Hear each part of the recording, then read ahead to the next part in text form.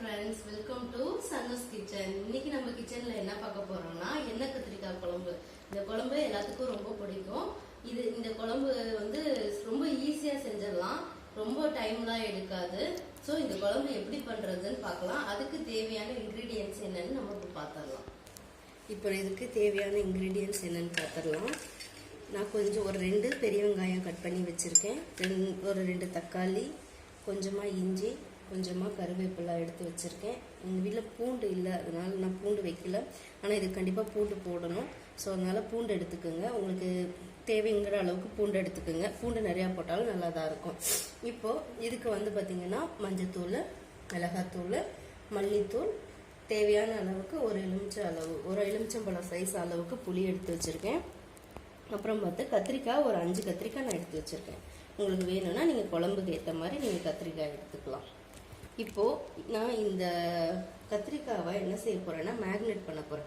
இந்த மேக்னேட் பண்ணுறதுக்கு தேவையான மசாலா எப்படி ரெடி பண்ணுறதுங்கிறத மட்டும் இப்போ நான் உங்களுக்கு சொல்கிறேன். இப்போது இதில் பார்த்தீங்கன்னா ஒரு ஸ்பூன் அளவுக்கு மிளகாத்தூள் போட்டிருக்கேன். அதில் ஒரு 1.5 ஸ்பூன் அளவுக்கு மல்லித்தூள், அதுக்கப்புறமா கொஞ்சமாக மஞ்சத்தூள் போட்டுட்டு நான் இங்கே தயிர் எடுத்து வச்சுருக்கேன். இந்த தயிரை இதில் போட்டு மிக்ஸ் பண்ணணும். ரொம்ப தண்ணியாக மிக்ஸ் பண்ணிடாதீங்க. இப்போ இதை நல்லா மிக்ஸ் பண்ணிக்கோங்க.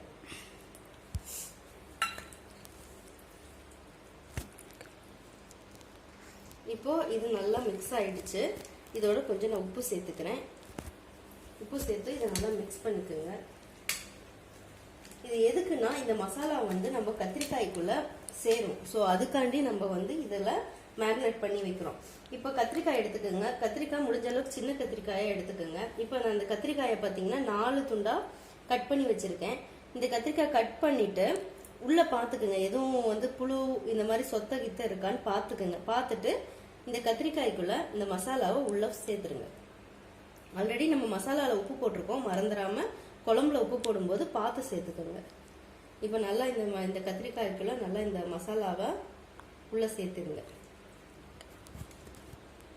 சேர்த்தாதான் நம்மளுக்கு அதுக்கு நம்ம குழம்பு கூட்டி வைக்கும்போது அது கொஞ்சம் நல்லா ஊறி நம்மளுக்கு கொஞ்சம் அழகா நம்மளுக்கு அந்த மசாலாவோட டேஸ்ட் உள்ள இறங்கும். அப்போ நம்மளுக்கு சாப்பிட்றதுக்கு ரொம்ப நல்லா இருக்கும். இந்த மசாலா மேக்னேட் பண்ணியிருக்கோம். இந்த மேக்னேட் பண்ணதுக்கு அப்புறமா இது வந்து ஒரு 10 நிமிஷம் ஊறட்டும். அதுக்கப்புறம் நம்ம இந்த கத்திரிக்காய் எண்ணெயில் தனியாக ஃப்ரை பண்ணிவிட்டு அதுக்கப்புறம் குழம்புல சேர்க்க போகிறோம். அப்படிங்கிறப்போ ரொம்ப நல்லாயிருக்கும், நல்லா ஃப்ரையாக இருக்கும். கத்திரிக்காயோட டேஸ்ட்டும் ரொம்ப நல்லாயிருக்கும். சாப்பிடாத குழந்தைங்க கூட இந்த குழம்பு சாப்பிடும்போது ரொம்ப விரும்பி சாப்பிடுங்க. இதே மாதிரி நம்ம எல்லா கத்திரிக்காயும் வந்து நம்ம இந்த மாதிரி உள்ள மேக்னேட் பண்ணிவிட்டு உள்ளே வந்து மசாலாவை தடவி மேக்னேட் பண்ணி வச்சுக்கலாம்.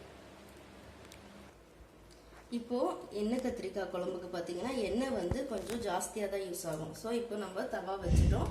இப்போது எண்ணெய் இதில் ஊற்றிக்கலாம். நான் ஆல்ரெடி வந்து மேக்னேட் பண்ணி வச்சுருக்கேன் கத்திரிக்காவை. ஸோ அந்த கத்திரிக்காய் அது வரையும் ஊறிட்டு இருக்கட்டும். இப்போ நம்ம இது தவாவில் எண்ணெய் ஊற்றிட்டோம். இப்போ தேவையான அளவுக்கு கடுகு போட்டுக்கலாம். எண்ணெய் சூடாகட்டும். சூடானோடனே இதில் கடுகு போட்டுக்கலாம். கடுகு நல்லா பொரிஞ்சதுக்கு அப்புறமா நான் இங்கே கொஞ்சம் வெந்தயம் எடுத்து வச்சுருக்கேன். வெந்தயமும் ஜீரகத்தையும் ஆட் பண்ணிக்கலாம். நான் இன்க்ரீடியன்ஸில் இதை சொல்லலை, நீங்கள் வந்து அதை நோட் பண்ணிக்கோங்க. ஓகே, இப்போ நான் வந்து இதில் கடுகு போட்டிருக்கேன். எண்ணெய் கொஞ்சம் ஜாஸ்தி தான் செலவாகும், அப்போ தான் குழம்பு நல்லாயிருக்கும். ஏன்னா இதில் நம்ம தண்ணி ஊற்ற போகிறதில்ல. ஸோ எண்ணெயிலேயே தான் இந்த குழம்பு வந்து கொதிக்க போகுது. அதனால எண்ணெய் சேர்த்துக்குங்க, கொஞ்சம் நிறையாவே சேர்த்துக்குங்க, அப்போ தான் நல்லாயிருக்கும். கடுகு நல்லா பொரிஞ்சிருச்சு. இப்போ இதில் ஜீரகம் கொஞ்சம் சேர்த்துக்கிறேன். அடுப்பை சிம்மில் வச்சுருங்க, இல்லைன்னா கருகி போயிடும். அப்புறமா இதில் வந்து கொஞ்சம் வெந்தயம் வாசமாக இருக்கும், நல்லாயிருக்கும். நான் பூண்டு இந்த வீட்டில் பூண்டு தீர்ந்துச்சு, ஸோ அதனால் பூண்டு எடுத்துக்கலாம். இந்த ஸ்டேஜில் நீங்கள் பூண்டு ஆட் பண்ணிக்கோங்க. இப்போ இதில் இஞ்சி போட்டிருக்கேன், கருவேப்பிலை போட்டிருக்கேன். கருவேப்பிலையும் நல்லா பொரியட்டும். பொரிஞ்சதுக்கு அப்புறமா வெங்காயத்தை ஆட் பண்ணிக்கலாம்.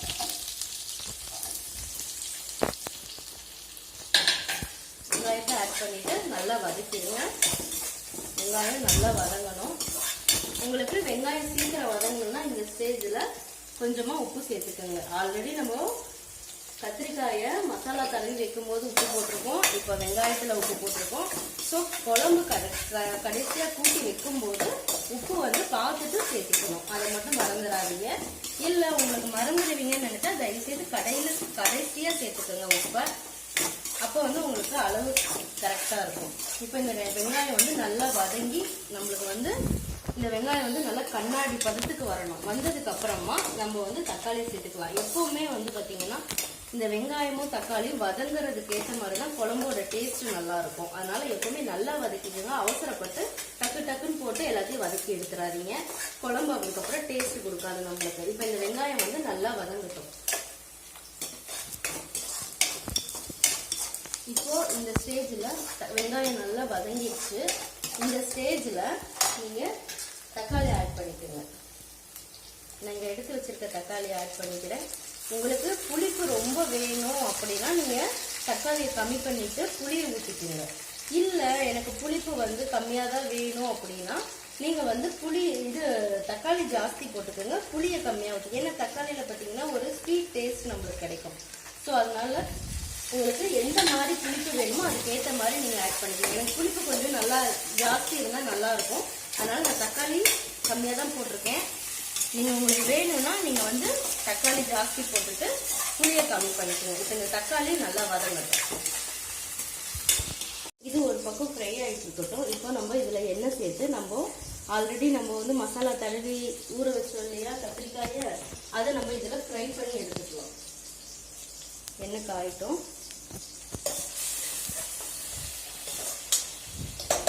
எண்ணெய் காஞ்சிடுச்சு. இப்போ இந்த மசாலாவை தடவி வச்ச கத்திரிக்காயை இதில் போட்டு ஃப்ரை பண்ணி எடுத்துக்கலாம். பார்த்து போடுங்க, ஏன்னா அது தெரிக்கும். அடுப்பு சிம்மில் வச்சுருங்க. வச்சுட்டு பார்த்து போட்டு மெதுவாக திருப்பி விடுங்க. கத்திரிக்காய் உடஞ்சிடாமல் திருப்பி விடுங்க. இதில் இருக்கிற மசாலா இருக்கட்டும், நம்ம கடைசியாக சேர்த்துக்கலாம். இப்போது இது கொஞ்சம் ஃப்ரை ஆகிட்டு இருக்கட்டும். ஒரு பக்கம் பார்த்தீங்கன்னா நல்லா ஃப்ரை ஆகிட்டு, திருப்பும்போது பார்த்து திருப்புங்க, எண்ணெய் தெரிக்கும். ஸோ திருப்பும்போது பார்த்து திருப்பணும். கத்திரிக்காய் உடையவும் கூடாது, அது மாதிரி பார்த்து திருப்புங்க. இப்போ இந்த சைடு பார்த்தீங்கன்னா தக்காளி நல்லா நம்மளுக்கு வதங்கிச்சு. இப்போ இதில் மசாலாவை ஆட் பண்ணிக்கலாம். உங்கள்கிட்ட குழம்பு மிளகாத்தூள் இருந்தால் நீங்கள் மஞ்சத்தூள் அது மட்டும் போடுங்க. இல்லைன்னா கொஞ்சம் மஞ்சத்தூள், ஒரு 1/2 ஸ்பூன் மஞ்சத்தூள், காரத்துக்கு ஏற்ற மாதிரி மிளகாத்தூள், அப்புறமா மல்லித்தூள் நான் போட்டிருக்கேன். நான் எனக்கு தேவைக்கிற அளவுக்கு போட்டிருக்கேன். நீங்கள் உங்களுக்கு எவ்வளோ தேவையோ காரம் அதுக்கேற்ற மாதிரி நீங்கள் ஆட் பண்ணிக்கோங்க. போட்டு சிம்மில் வச்சுட்டு ஒரு 5 மினிட்ஸ் இந்த மசாலா நல்லா பச்சை ஸ்மெல் போகிற வரையும் வதங்கட்டும். அதுக்கப்புறம் நம்ம புளியை ஆட் பண்ணிக்கலாம். இப்போது தக்காளி நல்லா வதங்கிடுச்சு. இப்போ இதில் நான் புளியை ஆட் பண்ணிக்கிறேன். புளியை ஆட் பண்ணிவிட்டு தண்ணி சேர்க்காதீங்க. இப்போ இதில் தண்ணி சேர்த்துக்காதீங்க, இல்லைன்னா அது ரொம்ப ஒரு மாதிரி கொதிக்க லேட் ஆகிடும். இப்போ இதுவும் பார்த்தீங்கன்னா நல்லா ஃப்ரை ஆகிடுச்சு. இப்போ இதை நம்ம ஒரு இதில் எடுத்து மாற்றி வச்சுக்கலாம். இது அது வரையும் கொதிக்கட்டும். கொதிச்சதுக்கப்புறம் இதில் ஆட் பண்ணிக்கலாம். இப்போ இது நல்லா கொதிச்சிருச்சு. இப்போ நம்ம ஆல்ரெடி ஃப்ரை பண்ணி வச்சுருந்த கத்திரிக்காயும் இதில் போட்டுடலாம். போட்டு இந்த மசாலாவும் இதில் இது பண்ணி விட்டுருங்க. நம்ம ஆல்ரெடி மேரினேட் பண்ணி வச்சுருந்தப்போ கொஞ்சம் மசாலா இருந்தது, அதையும் நான் போடுறேன். அது ஒன்றும் பிரச்சனை இல்லை, நல்லா தான் இருக்கும். அதையும் போட்டுருங்க. போட்டுட்டு இது நல்லா சுண்டணும். இந்த குழம்பு நல்லா சுண்டி எண்ணெய் பிரிஞ்சு வர அளவுக்கு இருக்கணும். இப்போ இந்த குழம்பு நல்லா கொதிச்சிட்ருக்கு. இந்த ஸ்டேஜில் கொஞ்சம் உப்பு போட்டுக்கோங்க. நான் ஆல்ரெடி உப்பு போட்டிருக்கேன், வதக்கும் போது கொஞ்சம் போட்டிருக்கேன், நம்ம மசாலா போட்டு கத்திரிக்காயை ஃப்ரை பண்ணும்போது கொஞ்சம் போட்டிருக்கேன். இன்னும் இப்போ கொஞ்சோண்டு போட்டிருக்கேன். நீங்கள் பார்த்துட்டு போட்டுக்கோங்க. இது நல்லா கொதிச்சு சுருண்டு வந்ததுக்கப்புறமா நான் உங்களுக்கு காமிக்கிறேன். இப்போ பார்த்தீங்கன்னா இதில் எண்ணெய் பார்த்தீங்கன்னா எந்த அளவுக்கு பிரிஞ்சு வந்திருக்கு பார்த்தீங்களா. இந்த ஸ்டேஜில் என்ன பண்ணணும்னா கொஞ்சமாக நான் வெல்லம் எடுத்து வச்சுருக்கேன். இந்த குழம்போட டேஸ்ட்டே அதுதான். கொஞ்சம் புளிப்பு, கொஞ்சம் காரம், கொஞ்சம் ஸ்வீட்டு. ஸோ இதில் என்ன பண்ணணும்னா வெல்லம் போட்டுக்கோங்க. அதுதான் இந்த குழம்போட டேஸ்ட்டு. வெல்லம் போடலிங்கன்னா இந்த குழம்போட டேஸ்ட்டே கொஞ்சம் கம்மியாக தான் இருக்கும். பட் நல்லாயிருக்கும், கம்மியாக இருக்கும். இதே வெல்லம் போட்டால் பிள்ளைங்க கூட நல்லா சாப்பிடுங்க. கொஞ்சம் ஸ்வீட் டேஸ்ட் இருக்கும். ஸோ நல்லா சாப்பிடுங்க. நம்மளுக்கு குழம்பு ரெடி ஆயிடுச்சு. இப்போ இதை ஒரு பாத்திரத்தில் மாற்றிடலாம். இப்போது நம்மளுக்கு எண்ணெய் கத்திரிக்காய் குழம்பு ரெடி ஆயிடுச்சு. இந்த குழம்பு வீட்டில் கண்டிப்பாக ட்ரை பண்ணி பாருங்கள். எனக்கு கொத்தமல்லி தழை இல்லைன்னா கொத்தமல்லி தழை போட்டுக்கலாம். நீங்களும் கொத்தமல்லி தழை வேணா யூஸ் பண்ணிக்கோங்க. இந்த வீடியோ உங்களுக்கு பிடிச்சிருந்துச்சுன்னா லைக் பண்ணுங்கள், ஷேர் பண்ணுங்கள், கமெண்ட் பண்ணுங்கள், சப்ஸ்கிரைப் பண்ணுங்கள். பக்கத்தில் இருக்க பெல் பட்டனை மறக்காம